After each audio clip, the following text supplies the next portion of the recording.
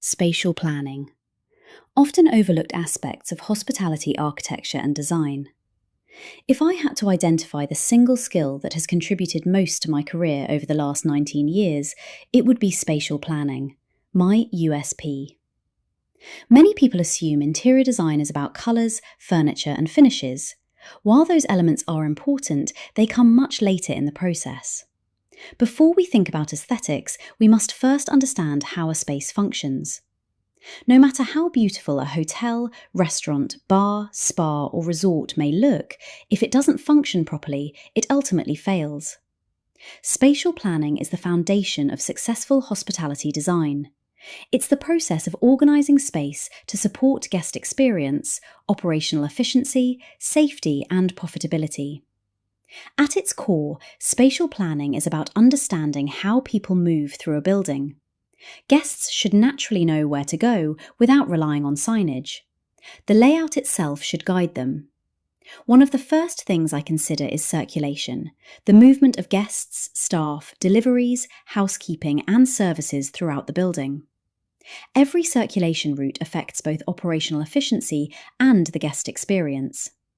Good hospitality design separates guest circulation from service circulation wherever possible. Guests shouldn't constantly encounter housekeeping trolleys, deliveries, or back-of-house operations. Another important consideration is avoiding pinch points, areas where circulation routes become congested.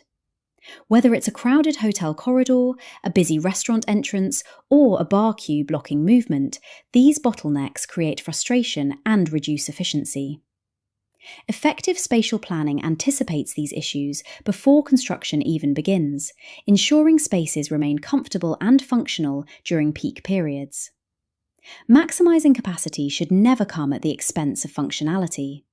One of the most common mistakes I see is trying to fit too many tables into a restaurant.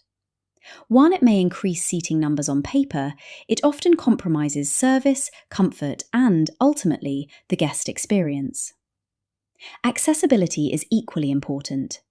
Hospitality spaces should be welcoming to everyone, with careful consideration given to circulation widths, step-free access, lifts, accessible facilities, and intuitive wayfinding.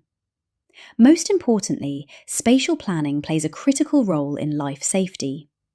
Emergency exits, fire escape routes, protected stairwells, travel distances, evacuation procedures, and fire compartmentation should be considered from the earliest stages of design. These are not elements that can simply be added later. In hotels particularly, guests are unfamiliar with the building. In an emergency, they need clear, direct, and unobstructed routes to safety.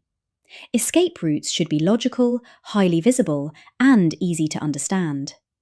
Corridors should not create confusion, and exits should be immediately identifiable. The objective is simple. People must be able to evacuate quickly, safely, and instinctively. The same principles apply to restaurants, bars, event venues, and leisure facilities where large numbers of people may occupy a space simultaneously. As designers, we have a responsibility not only to create beautiful spaces, but also to protect the people who use them. Ultimately, great hospitality design isn't simply about creating beautiful spaces. It's about creating environments that function effortlessly, support operations, enhance guest experience, maximize commercial performance, and keep people safe. When spatial planning is done well, guests rarely notice it. They simply enjoy a seamless experience. And that's often the sign of truly successful design, when everything simply works.